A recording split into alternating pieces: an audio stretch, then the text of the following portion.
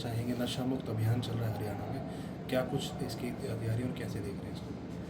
अभी 6 दिसंबर 2025 को justice Suryakant, honourable chief justice of supreme court ने नशा मुक्त हरियाणा का एक कैंपेन लॉन्च किया है, जो कि भौंडसी गुरुग्राम में लॉन्च हुआ था।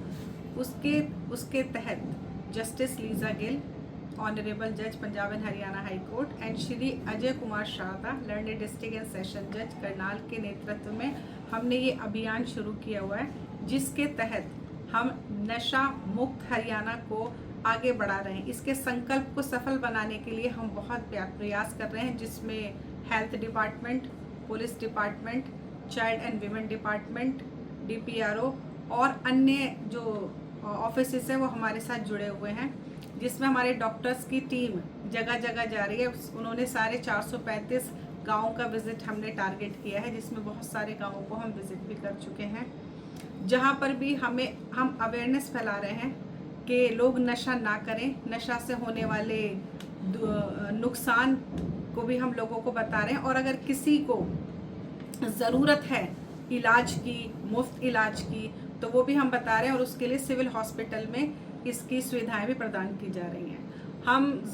हमने अभी जेल में भी HIV एड्स के टेस्ट कराए थे, जिसमें ज़्यादातर जो ड्रग एडिक्ट्स हैं वो HIV पॉजिटिव पाए जाते हैं। तो इस तरीके से हम लोगों को अवेयर कर रहे हैं, और आप लोगों के माध्यम से भी मैं आम जनता से ये अनुरोध करना चाहूँगी कि नशा मुक्त हरियाणा को सफल बनाएं और जितना हो सके नशे से दूर रहें। नशा ही एक बहुत बड़ा कारण हो गया है एड्स जैसी बीमारी होने का, जो कि एक लाइलाज बीमारी है। इसके अलावा वो मानसिक, शारीरिक हर तरीके से आपके जीवन को नष्ट कर देता है। इसलिए नशा छोड़ो और जीवन जोड़ो। मैम, कुछ ग्रामीण क्षेत्र के अंदर देखा जा रहा है जो युवा वर्ग है वो नशे की चपेट में है, चाहे वो किसी भी प्रकार का नशा आप देख सकते हैं।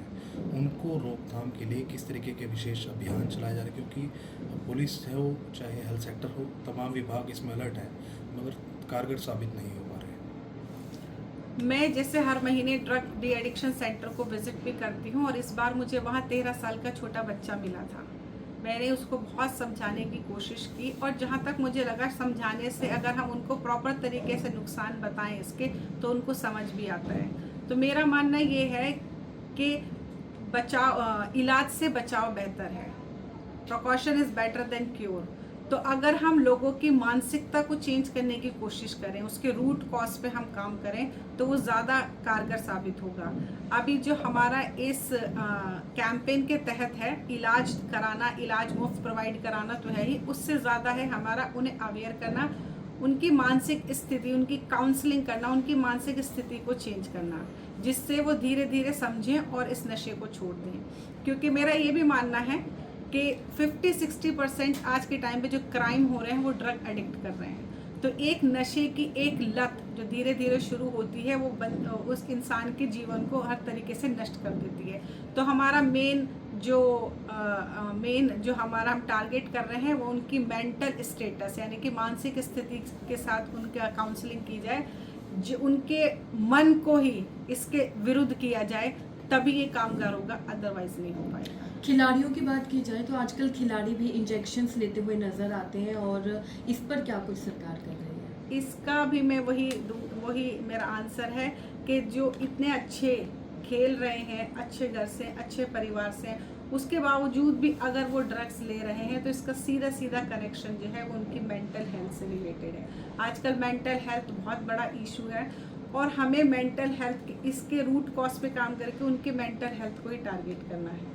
इसके लिए भी जो हमारा कैंपेन है, जैसे कि हमें अभी डॉक्टर से हमने बातचीत की, तो उससे ये पता चला कि ज़्यादातर जो आजकल ड्रग एडिक्ट आ रहे हैं वो स्लम एरिया से गरीब नहीं हैं, वो इंटरनेशनल स्कूल में पढ़ने वाले, कॉन्वेंट स्कूल में पढ़ने वाले बच्चे भी आ रहे हैं, जबकि उनके पास सब कुछ है, अच्छे स्कूल में माँ बाप उन्हें सब कुछ अच्छा प्रोवाइड कर रहे हैं, फिर भी वो ड्रग्स ले रहे हैं।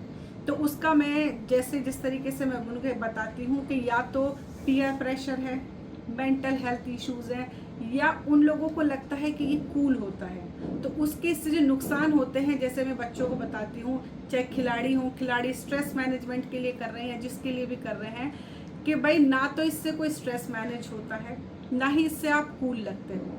मैंने जैसे स्कूल्स में जाकर मैं बताती हूँ कि ये ऐसी चीज़ है जो धीरे धीरे धीरे आपके जीवन को समाप्त कर देगी। किस उम्र के मैम ज़्यादा अभी तक आपके सानिध्य में आए? ज़्यादातर जो मैंने देखे हैं वो 25 से 40 तक के देखे हैं, 25 साल से 40 तक के सबसे ज़्यादा जो लोग हैं मैंने देखे हैं। मैम एक चीज़ देखा जाता है, पहले मेट्रो सिटीज़ में देखी जाती थी चीज़ें, अब क्या है कि फ़ीमेल चाहे युवतियाँ हैं चाहे फीमेल महिलाएं, विवाहित महिला हों, वो भी अब कहीं ना कहीं हुक्के के जो जो देसी हुक्के आ रहे हैं मार्केट में उसके सेवन करें, उससे कहीं ना कहीं आप देख सकते हैं क्या वो मुख्य कारण डिप्रेशन मानते हैं आप या कुछ और कारण मान रहे हैं? नहीं, जैसे मैंने बताया आपको, क्योंकि वो कभी बड़ी बूढ़ी महिलाएं नहीं दिखेंगी आपको, हमेशा वो यंग जनरेशन होगी। जैसे मैंने बोला कि कुछ इस तरीके से उसको पोलराइज्ड भी कर दिया गया है कि आप अगर हुक्का पी रहे हो, आप अगर नशा कर रहे हो तो ये कूल है, ये मतलब आप हाई स्टैंडर्ड हो गए, आप मॉडर्न हो गए, जबकि ऐसा नहीं है। हमने इसी रूट कॉज पे काम करना है, उन्हीं लोगों को ये बताना है कि इसका कोई फ़ायदा नहीं है, इससे ना आप कूल होते हो ना इससे मॉडर्न होते हो। रेदर मैं उनको समझाती हूँ ये कह के कि अगर आपकी किडनी फेल हो गई, आपका हार्ट फेल हो गया या आपके लंग्स खराब हो गए तो ये ऐसी चीज़ें नहीं हैं जो बाज़ार में मिलती हैं। अगर पानी की तरह पैसा भी बहाओगे तो ये चीज़ें नहीं मिलेंगी। इसलिए थोड़े से 5-10 मिनट के खुशी के लिए, प्लेजर के लिए अपने जीवन को बर्बाद ना करें। मुख्य कारण क्या मान रहे हैं मैम नशे की चपेट में जो आ रहे हैं? मुख्य कारण जो गरीब लोग हैं जो करते हैं उनका तो मैं बोलूँगी कि कहीं ना कहीं वो अभाव में है, डिप्रेशन में है, उनको तो कह सकते हैं। जो अच्छे घर के लोग हैं उनका यही, वो इस चीज़ को मॉडर्न कूल होना, मॉडर्न होना, पीयर प्रेशर समझना इस तरीके से, या कुछ जैसे खिलाड़ियों की बात की इन्होंने, वो उनका स्ट्रेस मैनेजमेंट का रीज़न हो सकता है कि वो अपने, अगर उन पर कोई किसी चीज़ का प्रेशर है उसको बुलाने के लिए वो इस तरह का नशा करते हैं। ठीक है, शुक्रिया।